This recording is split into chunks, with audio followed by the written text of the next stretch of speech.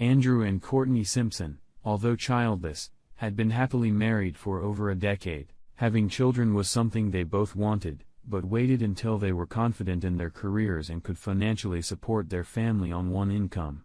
They were both in their 30s and were successful lawyers. Drew was a civil law litigator and Court practiced contract law for a prominent local firm in their hometown. They had finally reached the point financially where they had agreed to attend their first American Bar Association National Convention. It was something they both had once looked forward to. During the long drive to the headquarters hotel where they had reservations for the event, their main conversation was about the baby. They both agreed it was time, but Court admitted she was anxious about the prospect. It was at the board of directors reception on Wednesday night that things fell apart.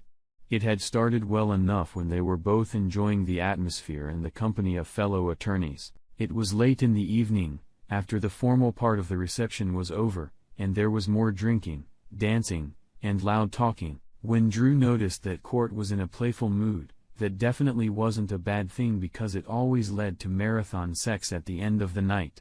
Courtney was a beautiful woman with a lively personality, albeit somewhat dodgy and always flirtatious. Tonight was no exception. Drew, on the other hand, was more calm and reserved. This was very unusual for a trial lawyer. At social gatherings, Drew tended to blend into the background. He really enjoyed watching people and how they interacted. If someone started a conversation, Drew would immediately actively participate. He was just rarely the first to strike up conversations with people he didn't know. He had spent an inordinate amount of time on the dance floor this evening with numerous partners and was looking forward to returning to their hotel room. His eyes lit up as he met his gaze with his wife's dark green eyes. She had that smoky, sexy look in her eyes, and he was ready to take her right there in the club. She leaned forward, revealing most of her thigh and lush breasts. She let out a low approving whisper and purred, "I wanna have fun tonight, honey," without taking her eyes off of him. "I can see that. I can feel it too, baby. Let's go to the room. Look around, honey. We've never been in this town before. Do you see anybody you know?" Drew looked around reflexively. "No, I don't think so. What's the matter?"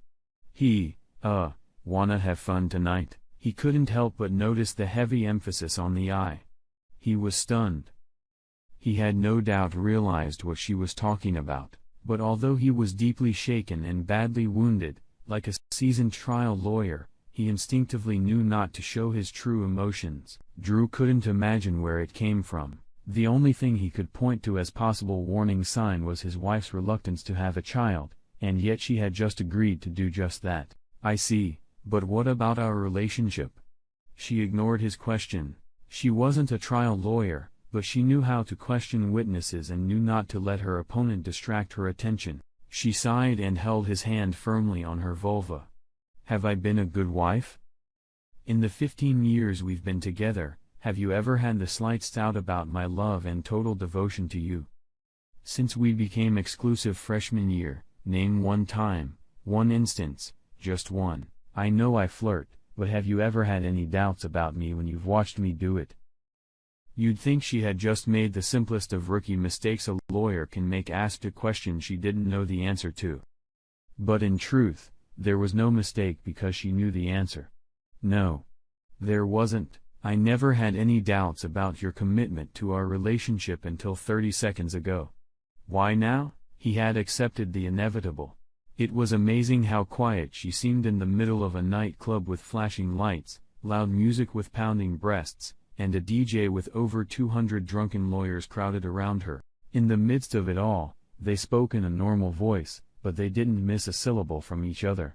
"I told you I'm ready to give birth. I just want this weekend to be for me. I deserve it. And on Monday, I'm throwing away my birth control pills for the sake of our future." She pushed his hand away, leaned back in her chair, and crossed her arms over her chest, emphasizing her ample cleavage and letting him know the conversation was over. "I understand. Have you chosen anyone yet?" He naturally already knew the answer to his question. "Yes," she answered quietly, but firmly. "Okay. One last question. What reward are you willing to pay? What kind of reward? Don't fool around with me. You're a contracts lawyer. You know what the remuneration is. What are you offering me for consideration? What price are you willing to pay? Now he was close to losing control. He was dumbfounded at how quickly his life was falling apart. Honey, the only price in question is your ego. I know that by doing this, I will hurt you, and I will spend the next 30 years making that pain go away. It has nothing to do with what we have. It's Wednesday night, and we don't have to check out until Saturday morning. I'll be back in our hotel room Friday night, and we'll start practicing making baby. It's going to be okay. It was over 15 years together, over 10 years of marriage, the end of our family that would never be. No baby showers, birthday parties, first days of school, graduations, brides, or grandchildren bouncing in our laps. She just admitted to willfully hurting her husband. Deliberate misbehavior, if you will, and she didn't even blink. For some reason, it didn't matter to her. All right. I'm going to bed. I don't know when I'll see you. He turned and walked away without looking back. He heard her calling for him, but he no longer cared what she said. Well, that went better than I expected. Courtney thought smugly to herself. What was that? I don't know when I'll see you thing. She thought no more about it and turned her attention to her intended target. She looked into his eyes and smiled seductively. She stood up and crept toward him. She couldn't remember his name, but she did remember that they had done some dirty dancing recently. The incredible truth was that until that very moment, she'd never once considered being unfaithful to Drew. She'd suddenly made a life-ruining decision that she really just hadn't imagined. Drew didn't know how he managed to get back to the room. He vaguely recalled someone asking if he was okay while he was in the elevator, but his head was spinning, and he was in mild shock at what had happened. Everything seemed so unreal.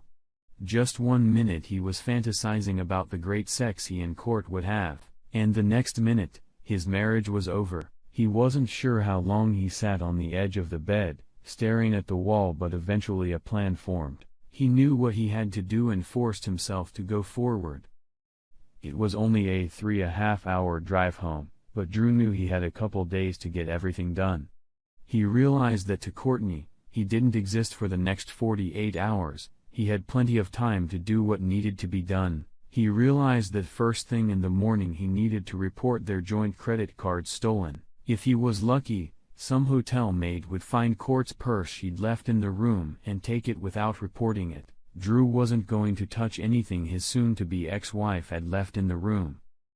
He also figured that having the hotel maid pick up the purse would at least give him until Tuesday. The divorce itself would be simple and clean.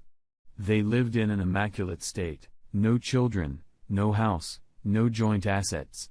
They had always kept their finances separate and contributed to expenses equally. They made about the same amount of money, but the divorce was the easy part. Starting over was the much harder part.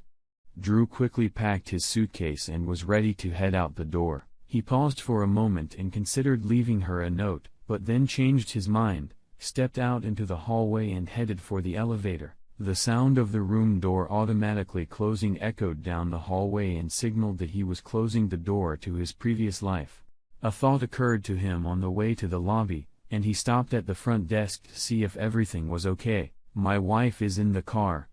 We have an emergency at home and need to leave immediately. We left the keys in the room. He saw the officious clerk press a couple of keys and realized the cards were inactive.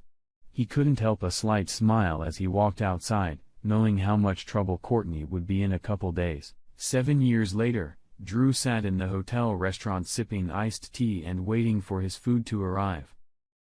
The seminar had indeed been interesting, and it should be a valuable learning experience to help him in his family law practice. He noted that the date on the paper someone had left on the worn vinyl seat was almost 7 years since his final divorce. Wow. Time has flown by. At first, he didn't realize he'd said it out loud and slightly embarrassed looked around to see if anyone had heard him.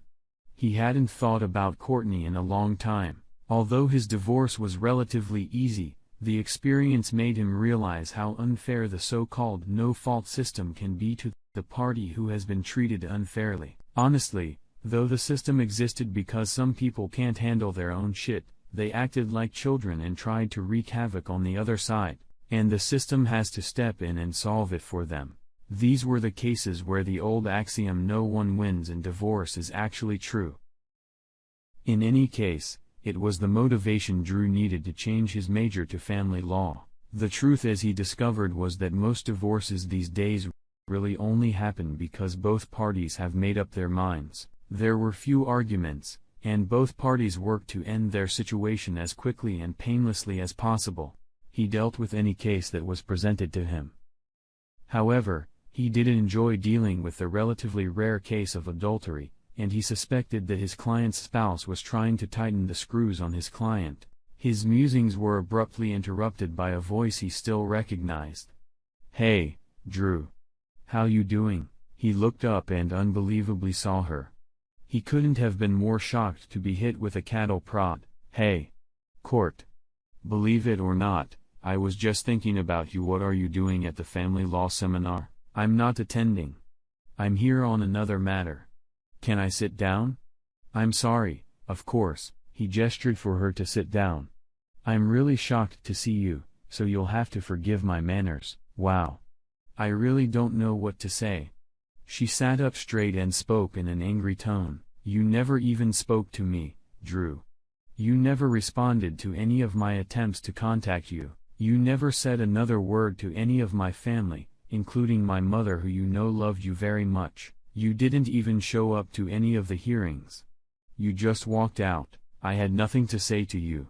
15 years together and you couldn't even say fuck you before you ran away." I went up on our front porch that Monday night and was served the divorce papers before I could get through the door. When I finally got inside, there wasn't a single thing in the apartment that reminded me of you or our marriage. I see you destroyed our marriage in the blink of an eye with an incredibly selfish act, and the bad guy is me. If that's all you have to say, just go away and leave me the hell alone, Drew. I'm sorry.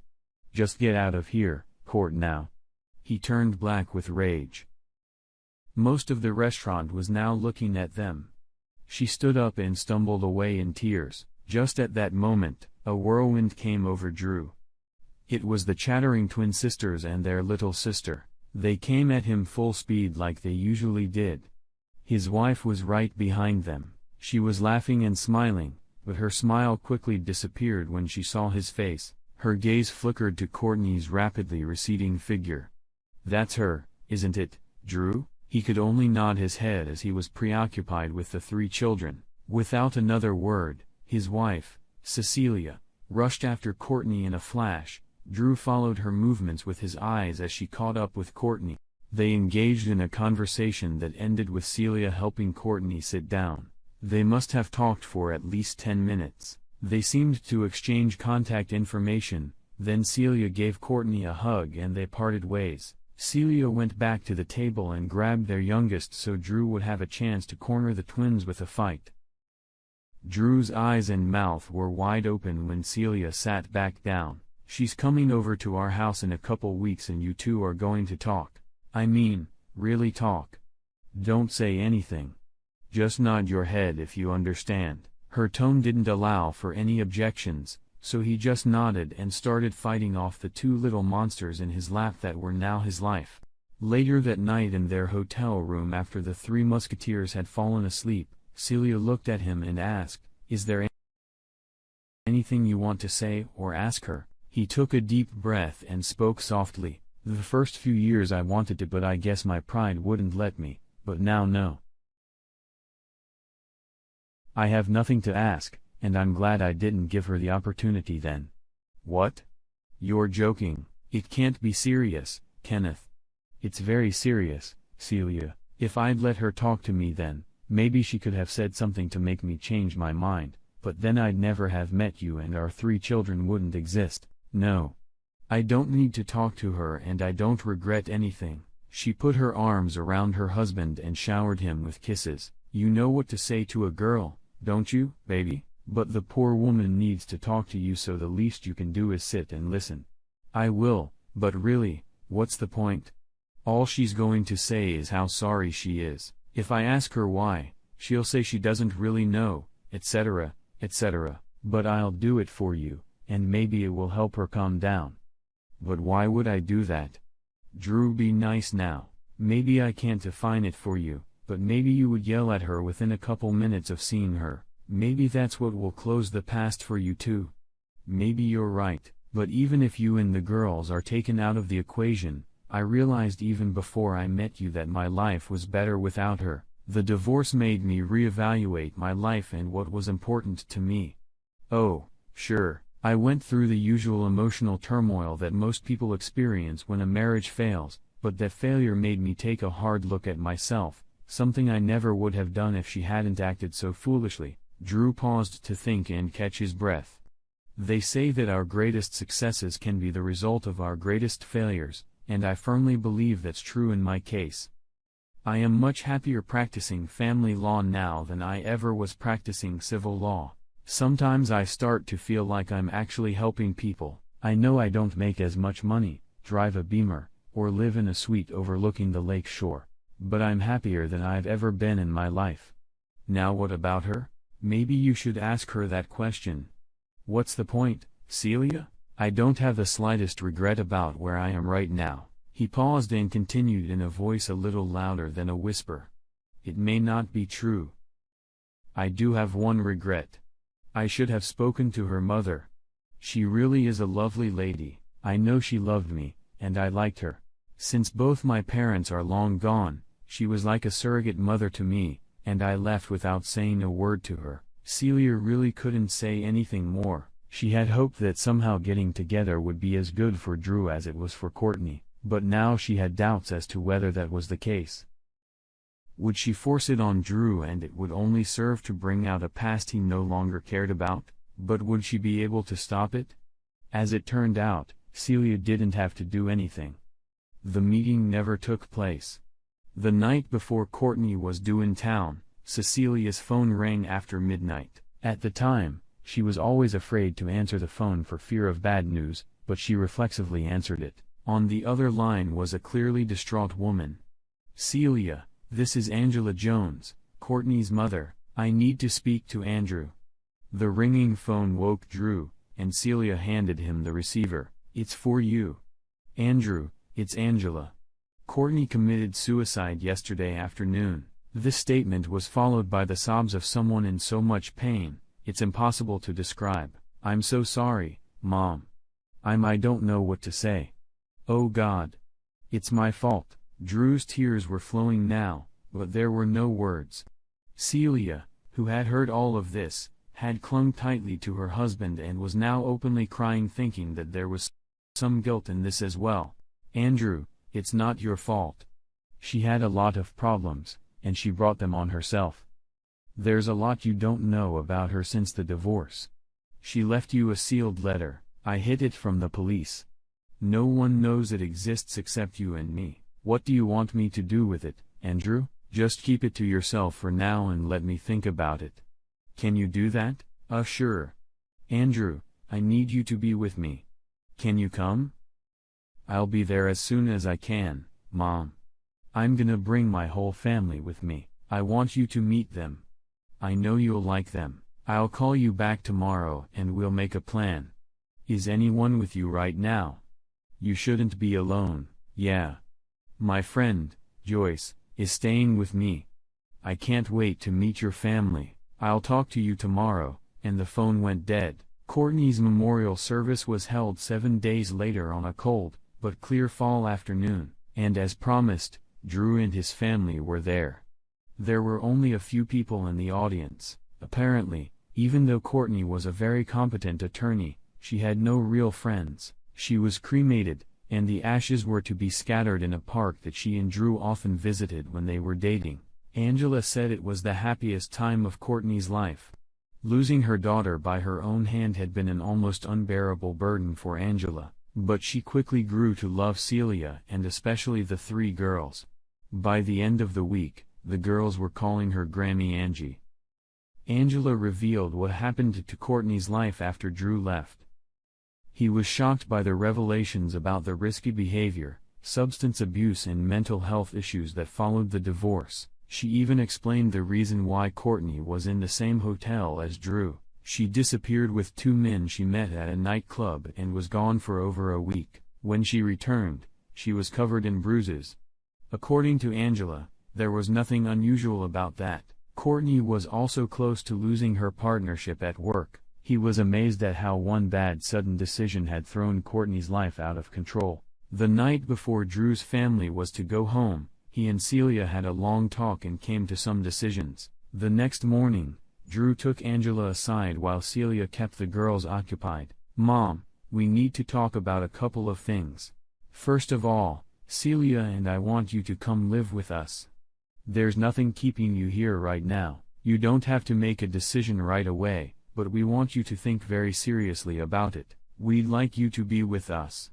If you decide, we'll be here to help you move. Please think about it.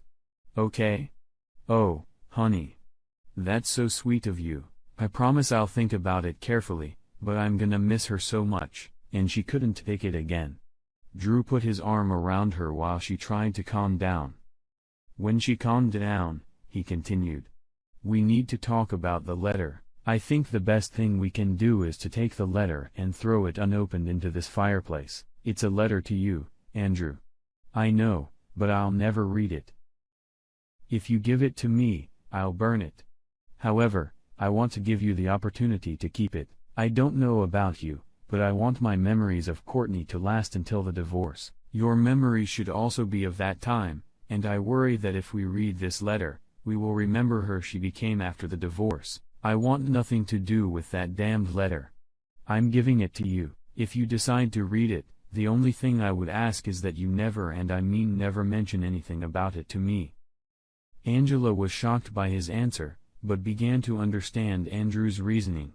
She desperately wanted to remember her daughter as she had been before her actions had fractured her life. Maybe there was genuine remorse there, and an acknowledgement of how painful her decision had been, but maybe there was only more pain inside. Andrew told her about how the meeting with Courtney had gone a few weeks ago. What if Courtney only had more anger and guilt to unleash on Andrew? Courtney wasn't in the best mental state, especially since confronting Andrew. Angela was tearing herself apart. Before they left for home, Celia also had a private conversation with Angela. "Please, please, please come live with us. We really want you to be a part of our family's life. I don't think you realize how important you are to Drew. I promise, honey. I'll think about it. It would be nice to be around young people again," Angela said thoughtfully. As Drew and his family drove home together with tears and hugs, Angela collapsed into a chair in the living room across from the fireplace. She pulled out the letter and stared at it intently. She knew she had a decision to make.